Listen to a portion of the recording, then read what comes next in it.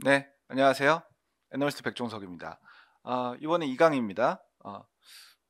바로 이제 보시는 분도 있고 한번 띄어서 보시는 분도 있겠죠. 예. 2강에서는 재무제표 그리고 밸류에이션은 이제 기업 가치 평가입니다. 밸류에이션의 주요 용어와 그에 따른 설명을 좀 드리고자 합니다. 물론 이제 대부분 아시는 게 많으실 거예요. 그렇지만은 혹시 조금 흐릿하게 이해하시고 계신 거는 제가 또 명확하게 말씀을 드리도록 하겠습니다. 예, 일단 재무제표입니다. 재무제표는 많이 다들 공부를 하셔가지고 이미 다 이해를 하시고 계시지만 뭐 약간 높아심에서 말씀을 드린다 정도로 이해를 해주시면 좋겠습니다. 회계 원리 수준에서 말씀을 드리는 거죠. 예, 대차대조표, 밸런시트, 이제 요즘은 이제 재무상태표라고 말씀을 많이 하십니다. 그래서 대차대조표는 그 일정 시점에 기업의 재무 상태를 나타내는 거죠. 어떤 시점에서 상태를 말씀하는 거고, 자산 이꼴 부채와 자본 뭐 이렇게 돼 있죠. 그래서 밑에 표에 보시는 것처럼 자본 쪽에서 이익잉여금 쪽에서 이제 PL 손익계산서의 내용이 이제 누적돼서 당기순이익이 들어오게 됩니다. 그거를 이해하시면은 그냥 될 것 같습니다. 그리고 이제 부채가 당연히 이제 되도록이면 적으면 좋겠죠. 그래서 부채 비율에 대한 얘기도 좀 할 수 있겠고요. 통상 그 BS는 기업 분석 보고서에 이제 마지막 페이지 쪽에 한 번 정도 언급이 됩니다. 반면에 이제 PL은 좀 여러 번 언급이 되죠. PL이라는 거는 이제 손익계산서 그런 거고요. 그래서 손익계산서를 한번 말씀을 드리면 PL, Profit and Loss. 그래서 손익계산서. 요즘은 포괄 손익계산서라고 합니다. 그래서 손익계산서는 한 회계기간에 기업의 모든 비용과 수익을 비교해가지고 손익의 정도를 밝히는 계산서입니다. 뭐 아시겠지만은 여기 나와 있는 것처럼 매출액 거기서 이제 매출 원가를 빼고 매출 총이익이 나오고 판매비와 관리비를 빼면 이제 영업이익이 나옵니다. 그래서 영업이익에서 영업의 수익, 영업의 비용을 가감을 한 후에 세전이익이 나오고요. 세전이익에서 이제 법인세 비용을 차감하면은 당기순이익이 나옵니다. 그리고 이제 당기순이익을 지분에 따라서 지배주주 순이익, 뭐 비지배주주 순이익 이렇게 구분해서 표현하게 됩니다. 손익계산서는 리포트에서 가장 언급이 많이 되죠. 아무래도 이제 기업의 손익은 정말 초미의 관심사니까요. 그래서 손익계산서는 리포트의 첫 부분들하고 중간 그리고 끝 부분에 다 언급이 됩니다. 그만큼 투자자가 관심 있어하고 기업들도 스스로 관심 있어하는 게 손익계산서이죠. 투자자 입장에서 이제 역지사지를 하셔야 될 것 같습니다. IR 담당자 입장에서는 예를 들어서 당 분기에 매출이 늘었다면 왜 늘었는지, 원가가 생각보다 많이 늘었다면 왜 늘었는지, 판관비는 왜 늘었는지 줄었는지 이런 것들에 대해서 당연히 투자자나 잠재 투자자는 궁금할 수밖에 없습니다. 그래서 이런 사항들을 기업 측이 체크를 하고 설명을 해주시면 좋을 것 같습니다. 아시겠지만은 이제 단기 투자자는 손익계산서 위주로, 중장기 투자자는 이제 손익계산서와 대차제대표 모두를 유심히 보게 됩니다. 단기 투자자 입장에서는 매출하고 영업이익 위주로만 많이 관찰을 하게 됩니다. 이제 중장기 투자자는 이제 대차대조표도 보게 되는데, 왜냐하면 이제 아까 서두에 말씀드린 것처럼 대차제대표에서 이제 자본에서 이제 이익잉여금 쪽은 그 기업이 꾸준히 매년 어떤 이익을 내와서 이익잉여금을 누적을 시켰는지 그런 것들을 이제 체크할 수가 있기 때문이죠. 역사적인 어떤 흐름을 그 기업에 대해서 이해할 수가 있게 되고요. 그리고 이제 부채 비율이 높으면은 조금 부담스러우니까요. 그래서 부채 비율은 이제 부채 총계를 자본 총계로 나눈 값이죠. 부채 비율이 어느 정도 상황인지, 그리고 최근 연도에 늘고 있는지 줄고 있는지 이런 것들을 중장기 투자자들은 관찰하게 됩니다. 그리고 이제 아무래도 이제 여러 가지 부가적인 것들도 보는데 사실 뭐 심화해서 보면은 이제 매출의 그 추이도 볼 수 있지만은 이제 원가 추이도 보겠죠. 매출 원가 추이도 보고 판관비도 정말 어느 정도로 계속 느는지 이런 것도 보게 됩니다. 부채 비율이 이제 통상 200% 미만이면은 우량한 기업이라고 말씀을 하죠. 근데 기업 경영을 하다 보면 당연히 200% 이상 될 때도 당연히 있죠. 그래서 그것에 대한 설명이 잘 이루어지면은 큰 문제는 없을 것 같습니다. 부채 비율이 높더라도 그것에 대한 합리적인 이유를 차분히 설명한다면은 투자자들은 잘 이해를 할 수 있겠죠. 그래서 이제 투자자 입장에서 볼 때 나는 그냥 우량주 위주로 투자하고 싶다. 난 보수적이야. 라고 하시면은 재무지표나 비율이 우수한 기업 위주로 투자를 하게 되시겠죠. 그리고 좀 나는 공격적인 투자를 선호해. 라고 하면은 부채 비율이나 손익이 좀 안 좋아도 이제 턴어라운드가 임박하거나 막 턴어라운드 시작한 기업을 투자하는데 조금 더 선호도를 가지게 되시겠습니다. 그래서 아무래도 턴어라운드 투자자 입장에서는 기업 분석 리포트를 더 찾아서 많이 보게 되실 것 같습니다. 왜냐하면 재무제표, 흔히 말하는 사업보고서에서 말씀드리는 그런 손익계산서나 대차배제표는 어떻게 보면 후행하죠? 그림자죠. 예, 나온 거를 이후에 설명하는 거기 때문에 기업 분석 보고서를 통해서 미래를 조금 예측하고 싶으면은 턴어라운드 투자자 입장에서는 기업 분석 보고서를 좀 더 찾아서 많이 보시게 될 것 같습니다. 그래서 동기업의 장점과 강점은 당연히 재무제표에 어느 정도 녹아는 있지만 좀 더 상세하게 알기 위해서는 기업 분석 보고서를 봐야 됩니다.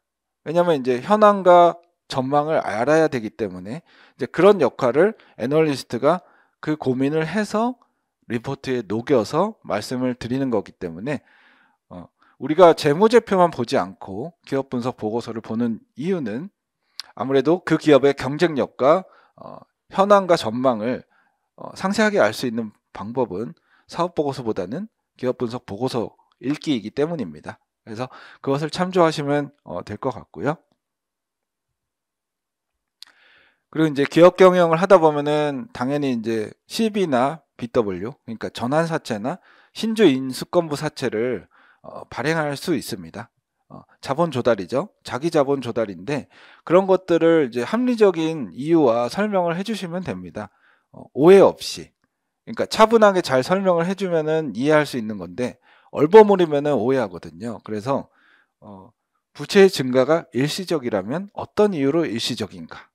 어떤 조건이 발생할 때 부채 비율이 증가하는가 감소하는가 이런 설명을 투자자 미팅 때 하시면 되겠습니다. 그래서 CB 발행을 한다, 전환사채 발행을 했다라고 한다면은 그 이제 발행 사항에 대해서 디테일을 어느 정도 충분히 숙지하고 설명을 해야 됩니다. 그리고 향후에 그게 주식으로 전환됐을 때 부채 비율이 감소할 수 있다라는 거를 설명해 주시면 되겠습니다. 그래서 그 기간 같은 것도 숙지를 하시고 얘기를 해주시면 되고 준비해서 현황을 설명을 한다면은 투자자들은 충분히 납득을 합니다. 그래서 그런 것들을 사전에 준비를 해주시면은 IR 담당자 분께서는 하시면은 좋을 것 같습니다. 예, 그리고 이제 이거는 IR 담당자분들한테 말씀을 조금 드리는 면이고요. 참고로만 하시면 되겠습니다. 그 분기 결산이나 반기 결산, 연간 결산 할 때마다 그 회계팀, 뭐 본인이 회계팀이면은 상관이 없고요. 그 영업이나 마케팅 팀하고 미팅을 하셔서 기업의 현황을 조금 더 딥하게 파악하고 계시면은 IR 활동할 때 많이 도움이 될 것 같아요. 그리고 제가 삼성 SDI 있을 때는 지금도 뭐 아마 하고 계실 테지만 IR 가이드북이란 거를 만들었어요. 내부적으로. 왜 만드냐면 IR의 멤버들이 한 5명, 6명 이렇게 됐거든요. 그러면 투자자 미팅을 한 명만 들어가지 않잖아요. 그래서 여러 명이 들어가면은 자칫하면은 톤 자체가 다를 수가 있습니다. 우리가 삼성 SDI라는 기업을 얘기하는데 기업의 현황과 전망에 대한 어떤 톤이 다르면 안 되잖아요. 그래서 어느 정도 톤을 맞추기 위해서 그리고 이제 잠재적인 Q&A를 할 때 어떤 질문이 나올 거고 우리는 어떤 대답을 하는 게 제일 적절한지에 대한 사전에 준비를 하는 차원에서 그런 북을 만들고 공유하고 미팅 시 참고했던 기억이 나고요.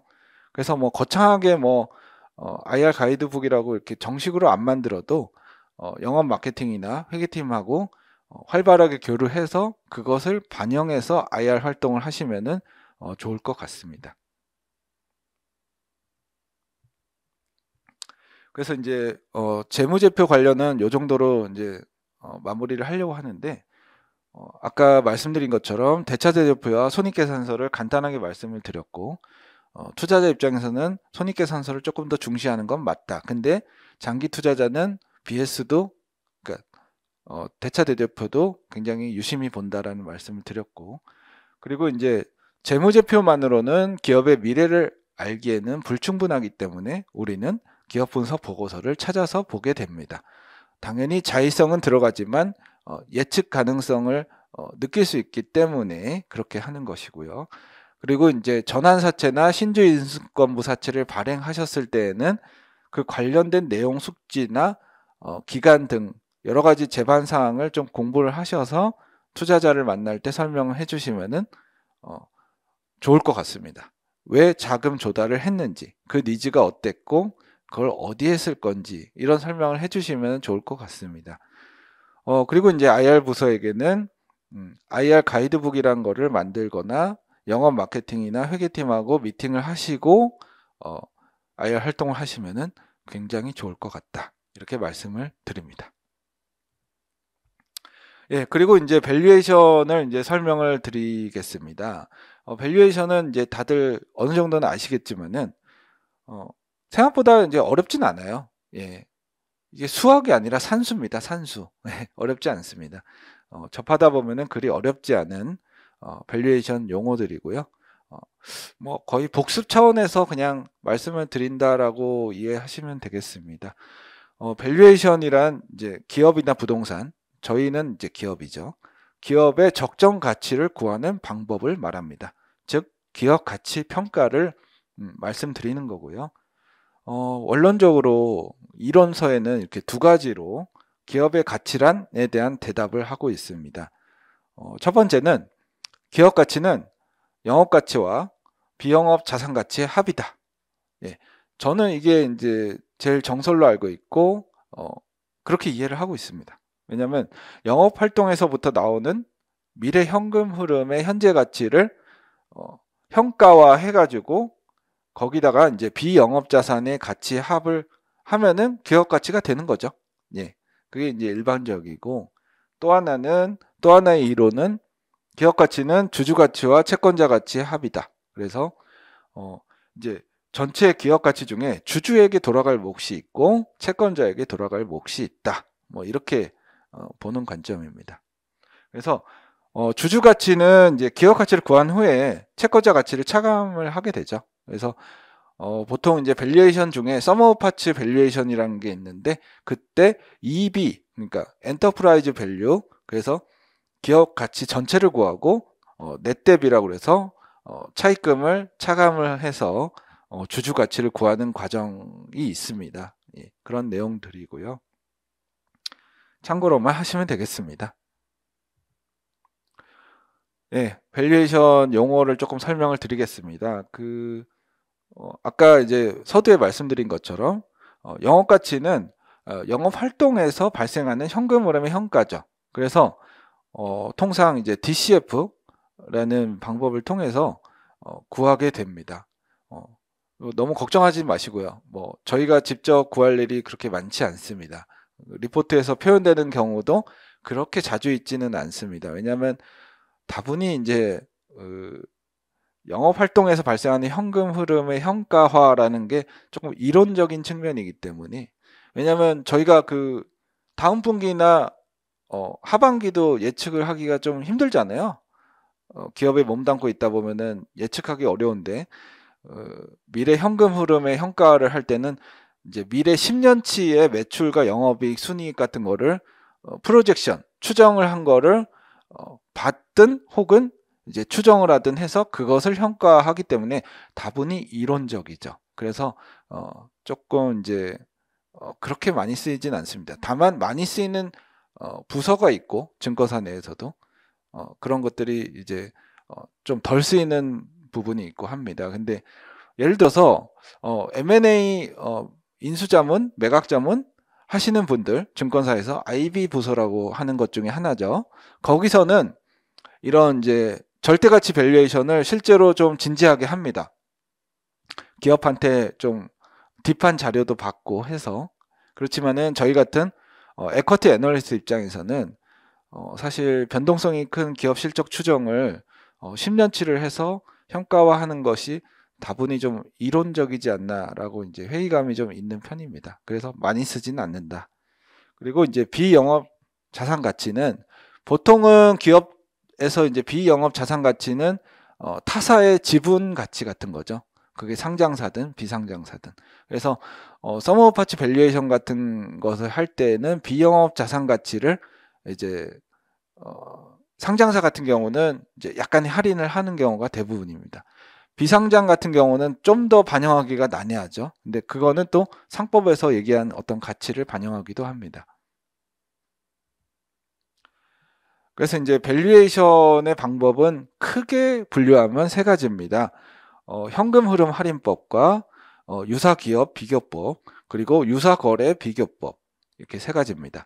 근데 유사거래 비교법은 그 M&A 인수자문, 매각자문 하시는 분들이 하시는 거고, 일반적으로는 저희하고 해당 사항이 거의 없고요.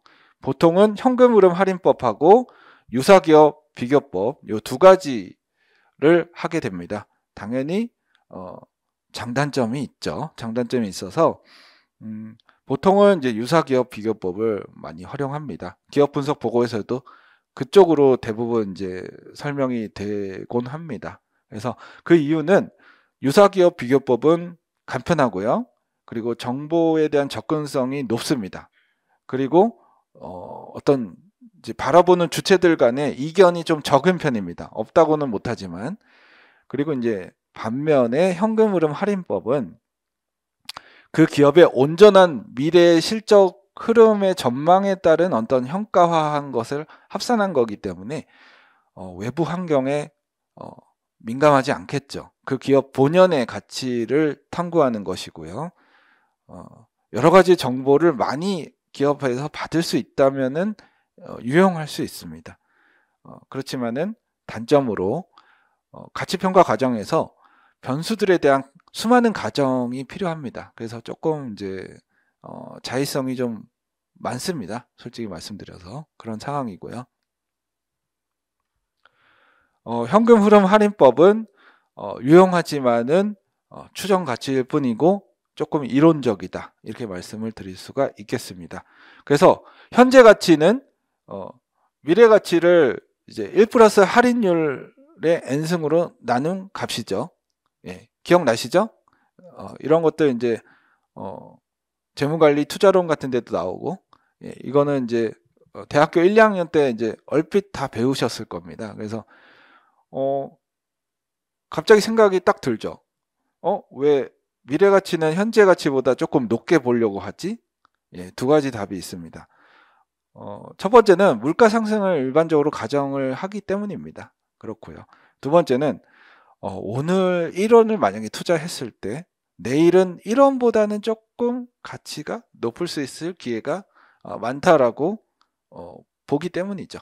물론 이제 리스크가 큰 투자 방법이라면은 이제 원금이 일시적으로 까일 수도 있겠지만은 기본적으로 안전자산에 투자를 하든 약간 위험자산에 투자하든 현재의 가치보다는 조금 더 미래의 가치가 늘 수 있지 않겠냐라는 생각을 가지기 때문에 미래 가치는 현재 가치보다 조금 더 높다고 일단 보는 것입니다. 그래서 이제 현금 흐름 할인법 공식인데요. 일단 머리가 아프죠. 예, 이 수치를 보면, 예, 오랜만에 보신 분도 있고 처음 보신 분도 있을 텐데, 제가 뭐 여기서 이거를 설명을 하면은 뭐 하겠습니까? 제가 뭐 교수님도 아니고, 예, 그 기본적으로 이렇게 이해만 하시면 되겠어요. 여기 보시는 것처럼 뭐 어렵게 느끼시겠지만 그냥 미래 현금 흐름을 현가화한 값하고 잔여 가치, 터미널 밸류를 이제 쭉 합하면은 기업 가치가 된다, 뭐 이렇게 이해하시면 되겠습니다. 이제 IB 부서에 계신 증권사 IB 부서에 계신 분은 이거를 자주 하실 거고요. 에쿼티 애널리스트 분께서도 일부는 하실 겁니다.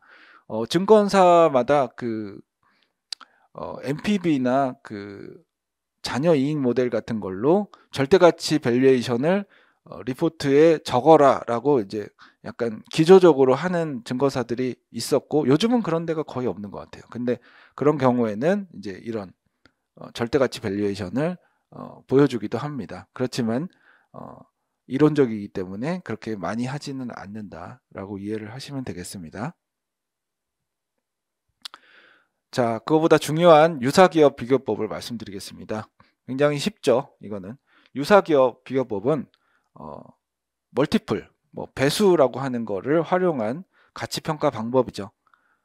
아무래도 이제 유사기업들을 이렇게 찾아보고 유사기업이 이 정도 배수를 받으니까 동기업의 경쟁력은 이 정도니까 유사기업의 배수를 할증한다, 할인한다, 그렇게 해서 적용한다.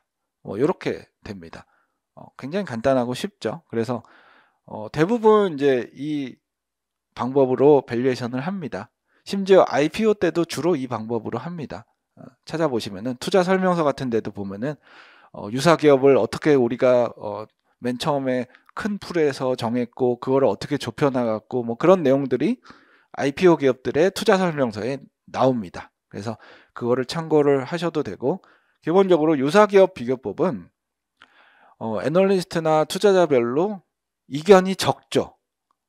없다고는 못하겠습니다. 이견은 적습니다. 그래서 어떤 기업을 설명할 때 유사기업은 이렇게 돼서 그 유사기업을 근거로 해서 이 정도 배수로 이 기업의 적정 가치 내지는 목표 가치를 산정했다라고 이렇게 표현하는 것이죠.